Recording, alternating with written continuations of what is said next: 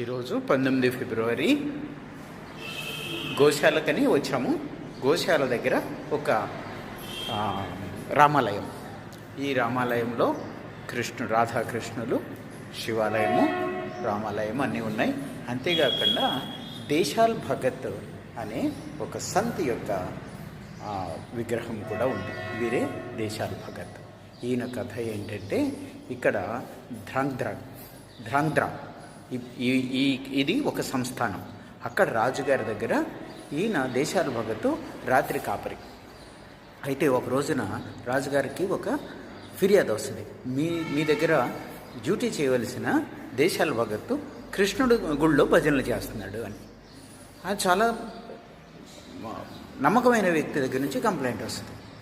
వస్తే రాజుగారు చెక్ చేసుకుంటే డ్యూటీ చేస్తున్నాడు.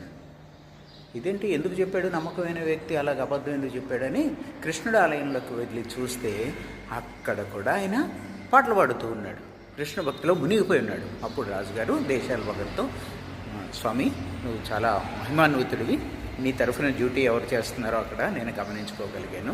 నువ్వు కృష్ణుడు పని చేస్తుంటే కృష్ణుడు నీ పని చేస్తున్నాడు, చాలా చాలా ధన్యుడవు నువ్వు ఎప్పుడు ఇదే పనిలో ఉండు, అంటే భజనలే చేసుకుంటుండు, నీకు మాత్రం నీ జీతం నేను పంపిస్తూ ఉంటాను అని చెప్పారు. ఆ విధంగా రాజుగారు కృష్ణుడి చేత సేవ చేయించుకుని ఆ సామ్రాజ్యము, ఆ కోట ధన్యమైంది.